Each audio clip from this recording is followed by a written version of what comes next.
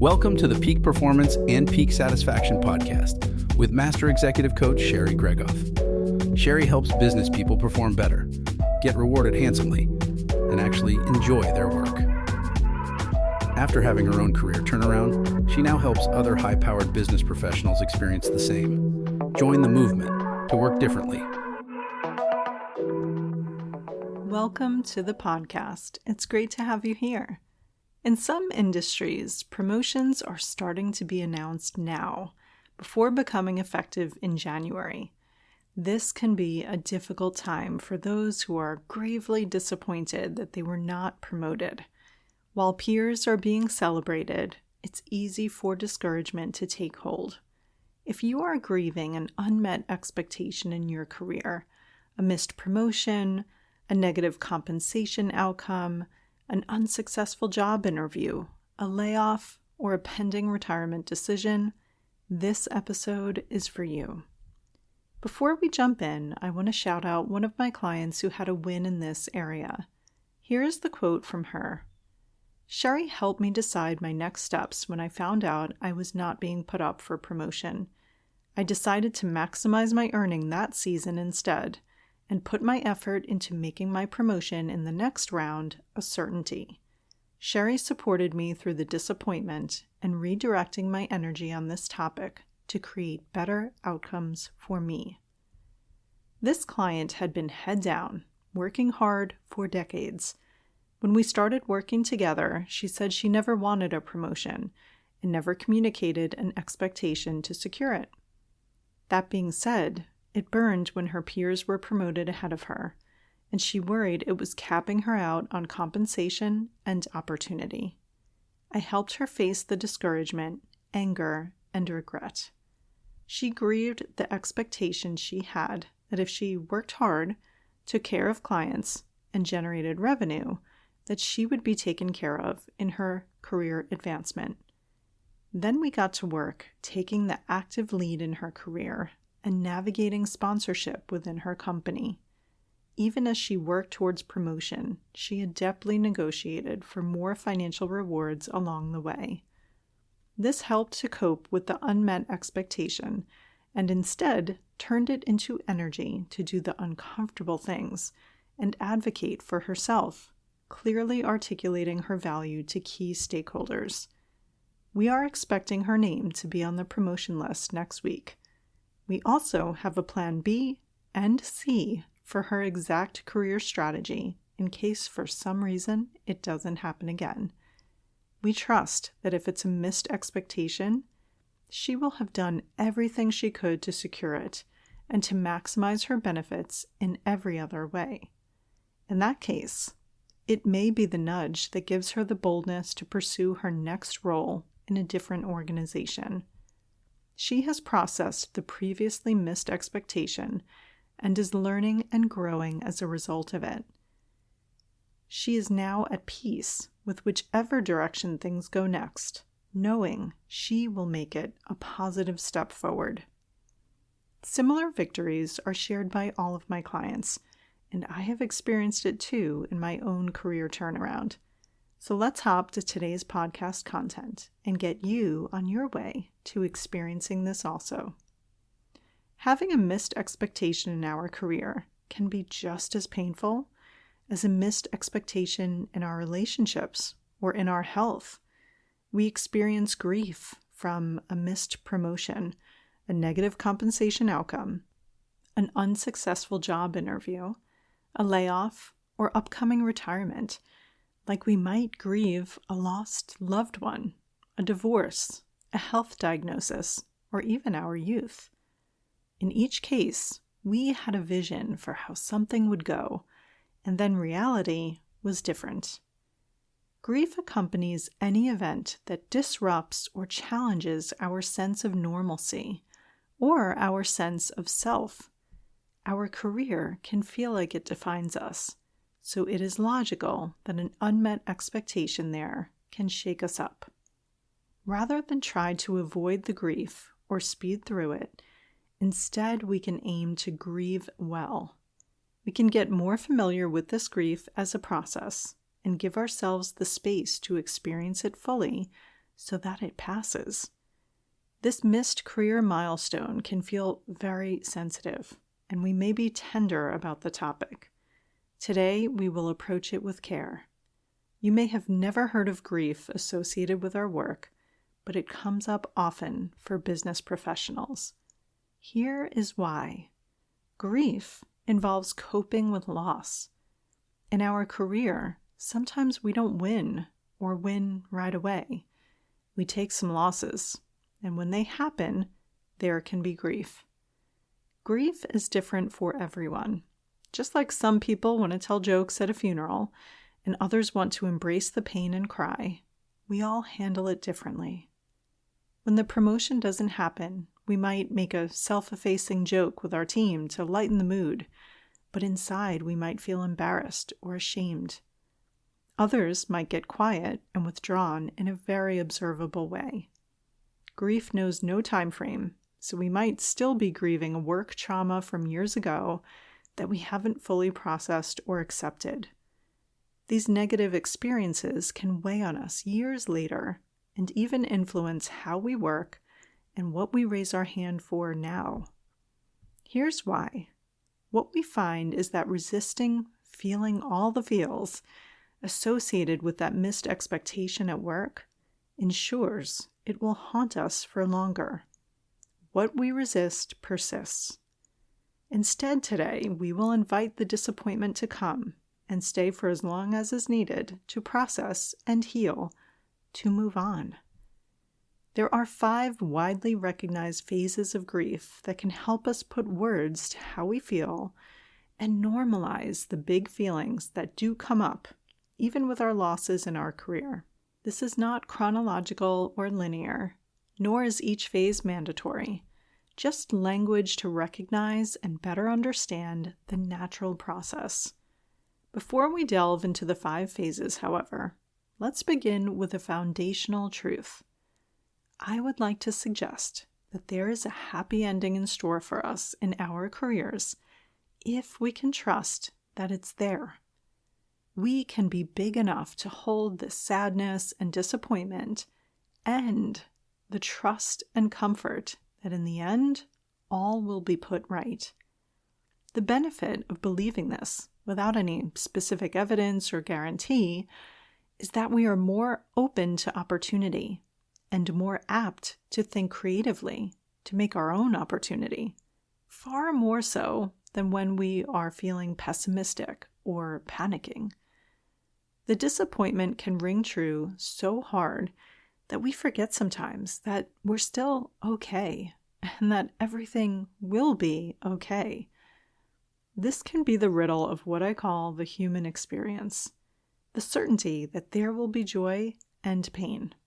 We might have thought our career would be an easy ride and a steady upward trajectory, but it turns out there are twists, turns, and bumps. No shocker there, but in the moment, it can surprise us. When I began my career, I am certain that I fancied I would plot a course, have a plan, and then follow it as my career path. But career paths don't often work like that. As we go down the road, we get new information. Our environment changes. We change. Our goals and preferences, our priorities evolve with time. So of course, we could never precisely chart our career path from the start to the finish. Being open to that evolving vision and evolving ride will position us so much more positively and from a place of strength as we take this journey. Upon reflection, if my career panned out just the way I envisioned it decades ago, that would have been a shame because back then I had significantly underestimated what was possible for me and how much I could enjoy it too. This is yet another reason to be open to everything working out better than you could have hoped or planned. So if there is grief associated with the path you thought your career would take originally, take a good look at how it actually turned out so far and objectively consider whether it was better this way. Every time I do this with clients, they realize they wouldn't change it if they could. There's benefits and aspects that they are so grateful for that they would never want to undo. Let's apply this foundational truth to another real-life example. I have coached multiple clients experiencing an emerging desire to retire, but who feel conflicted about committing to the decision because it's closing a door on that version of our career. We may have thought we would never stop working, or that we would always love doing the work that we built a career doing, or that our work environment would always be stimulating, or that we would always be highly valued. And then things may have changed, or we may have changed, or both. Facing the shifting expectation can feel disorienting, especially when that career vision was long held, especially when our career feels intertwined with our identity, especially if what we feel called to as a second act seems unfamiliar and even risky. The only way to break out of a familiar status quo is to develop the belief that at any point we can create a future that is better than the one we had planned on to date. We've got to let go of a previously held expectation to free us up to create a new one. To do that, we sometimes must process it like grief, letting go of the old and accepting a new plan or reality, releasing any associated self-judgment and deciding to commit to a new career vision with intention and openness. To further equip us to cope with an evolving vision for our career and reality, not lining up with whatever expectation we had before, let's now explore how the widely recognized 5 phases of grief can help us process major losses at work so that we can move on from them. First is denial. This is an early phase of grief, trying to act normal as though it didn't happen. When the promotion announcement happens next week and your name isn't on it, this may be your first subconscious strategy. It helps colleagues think it didn't matter to you anyway. It helps us save face with others and not have to face the facts. In your own mind, you might hang on to hope that someone will see it and say they made an error and you, in fact, should be on that list of those getting promoted. Or you may think, I've just got to play nice through year-end reviews. I can't afford to face this head-on right now and attempt to postpone dealing with the disappointment. It can feel easier to carry on as though nothing happened. But then there may be a deep sense of sadness, even embarrassment or shame that wells up as you relay the news to people that are close to you, and the reality of the loss is evident once again. I would offer that, as counterintuitive as it may seem, we can make friends with grief, like a house guest who comes to stay sometimes. We can handle it. We are big enough to hold the disappointment, and if we actually sit down for coffee with this new house guest, we might learn some things from it, such as realizing that it's meaningful to us in a good way. It means we care about what we do at work, and we want to do it well. This is all admirable and healthy. What a waste spending much of our waking hours working would be if we could care less about whether we did it well or made an impact. Gauging that we care is constructive. It may also highlight things we care about that we might want to deprioritize a bit, whether that's perception of us by others or external validation to affirm our self-worth. It's good to look at this grief head on so that if we see something underneath that isn't aligned with our highest level thinking or will be destructive to us, we can update our belief system accordingly. As you do this work of facing the grief directly, know that when it feels too heavy for this moment, sometimes it's okay to put it up on the shelf and then take it back down later with intention and care, like breaking from grief to watch a silly movie and laugh, or to even celebrate a happy occasion and embrace both sides of the human experience concurrently. But remember that denying the reality and denying the emotions it stirred in you will keep you stuck in the sludge. If we are using distraction to take our minds off the disappointment, the usual ones of the day, scrolling, shopping, eating, drinking, using substances, spending, gambling, partying, and/or screens, we may be in denial about facing the big feelings we are having about our work. We may be tempted to numb ourselves. The only way to allow these big feelings to pass through you is to acknowledge them, even if it feels like mourning that expectation that we had that hasn't happened the way we hoped. A second phase of grief comes in the form of anger and looking outward to find who or what is to blame. This may present with thoughts like this: if the company truly cared about its employees, I wouldn't be out of a job. If my boss didn't have it out for me, I would have gotten the raise. If the business valued my skills, I wouldn't be so tempted to retire. If the interviewer was genuinely looking for the best candidate for the job, I wouldn't be unemployed. This can spiral into more broad sentiments, such as, if this world was good, that wouldn't have happened. Or even inward with, if I was any good at what I do, this wouldn't have happened. I have spent a long time finding the enemy or scapegoat to blame for my circumstances. When I take radical responsibility for what occurred instead of blaming things outside of me, it's far better because I am suddenly empowered to create a different outcome. When taking your power back from others and the situation itself, don't allow self-judgment or shame into this pity party turned power party either. Recognize this is an opportunity to get information. What went wrong and when? How could this be valuable knowledge to inform how I create the outcome I want next? Turning back to that belief of mine that you can borrow, that if we could trust that in the end, things will be made right in a way that we can't even contemplate in this current moment, it calms us down from the anger enough to make it happen. I often say to clients, if it's not this, it's better. If things didn't go according to your plan, maybe it's working itself out to be something even better than you could imagine. This helps us start to look at the situation from new angles to see how that might be true. This can diffuse the anger against a person or circumstance because it's just opening up the opportunity for better.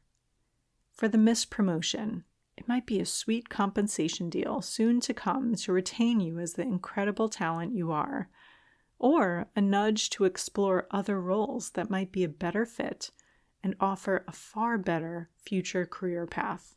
For the layoff, it might be your job search being funded by your current employer to find work you like more anyway. For the unsuccessful interview, it might be learning up front that it wasn't a fit, rather than dragging it out through a period of time in the wrong role. For the crystallizing retirement, maybe if everything was working out super well at the office and it was tempting you to stay, you would never be bold enough to explore your next chapter or second act. To be clear, this is not dressing up things that happen or pretending to be grateful for missed expectations. It's holding the disappointment of an unmet expectation while also challenging ourselves to see a different perspective on how this might somehow be good for us, and holding both these perspectives at the same time. This starts to loosen the grip we had on things going down a certain way, or a very specific expectation we had that was never met. That very scenario that we were gripping so tightly is the exact one we need to let go of to make room for something better, both in our careers and in our lives. The third phase of grief is bargaining. Have you ever heard yourself desperately trying to negotiate? If I could just land this job, I'll do whatever it takes to make it work. If I could just get that promotion, I would work 24/7 to prove to them that they took a good bet on me. Or, if let go, lamenting that if only we did something differently, we wouldn't be here. There may be deep regret associated with our loss. Our brain goes to there being some sort of unspoken negotiation happening here, that this loss is a result of a single person's mistake or a single circumstance. There is a pull to get out of it by offering up commitments to do a certain thing. We may think there is some looming negative force with whom we have to bargain, so our brain gets to work thinking how we might make it right and rewrite recent history. Usually, though, there is no do-over. If it's happening, despite our emotions, it was meant to be. We don't have to understand why in this moment, but instead trust that we can come out of the experience better for it. When you feel this urge to bargain, remember instead that what's up for being determined is what happens next, not what's already done and dusted. Our focus is much more constructive when we turn to what we can control now and our level of belief that we can create something better next. Whether we believe we can or we can't, we will be right. So that's the place to bargain. And really, you're bargaining with yourself about how big you are ready to go next. Fourth is depression. This is yet another phase. This stems from believing we shouldn't be feeling this way, or this shouldn't be happening. We may detach or disengage as a way to cope, a numbing or withdrawal of sorts, or feeling all consumed by being down. Grief is a sign that whatever we lost meant a lot to us. We may have hoped that our career was going to be all daisies and roses, but it never is, for anyone. I don't care what their LinkedIn curated profile would have you believe. Every single person has challenging experiences, including in the area of their career. Every year may not be a banner year. This doesn't mean it's time to tap out physically or emotionally. Recognize instead that this was a growth year in terms of personal development. Last year might have been a growth year in terms of professional development. We need both sides, and that's why these unexpected delays or even perceived failures can be translated into significant value for us. In business, we can remind ourselves that we came for it all. Not just the easy growth years, but figuring out how to sustain or reinvent ourselves too. It's a friendly reminder that we kind of knew it wouldn't always be a breeze, but we still felt up for growing through the challenges to enjoy the successes. This can be harder to embrace when in the depths of a challenge, of course. When I can stop myself from judging what's good or bad for a moment and just appreciate the human experience that of course includes joy and pain, I can start to open up to the idea that this deep disappointment and grief is a worthy price of having played so hard and given my best. The ride is worth the fall. I know I will eventually muster the boldness to go again, knowing we just can't skip that painful part, as convenient as that might be. In fact, it was always the hardest parts of my career, where I learned the most and best prepared me for what was to come next. Looking back, I wouldn't trade having had the experience, even if it felt so challenging when I was in the thick of it.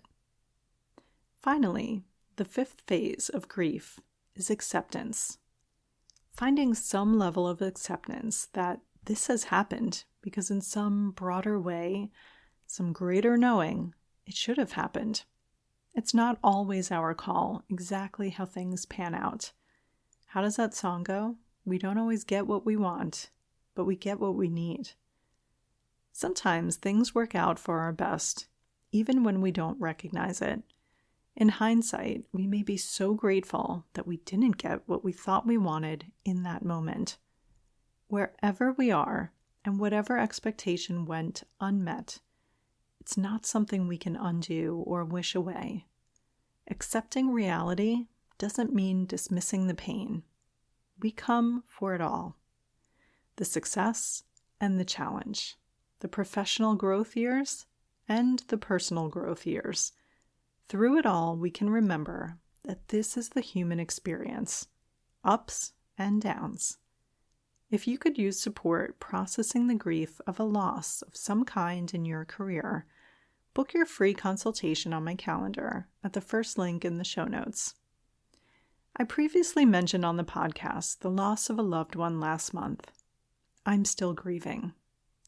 If you find yourself in grief, whether it's due to a loss of a job, the realization that a career path you've been on for years is not the one for you anymore, or an unmet expectation in your career that has you leaving a job, or due to the loss of a loved one or the loss of a relationship, including a marriage, or maybe you have received a health diagnosis or you're grieving the loss of your youth in some way, know that there are common elements to our grief across all those life domains.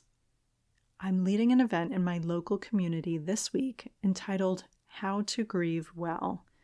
If you would like to attend and aren't near New Jersey, message me in the last link of the show notes, and I will make sure you get a virtual version of it. Until next time.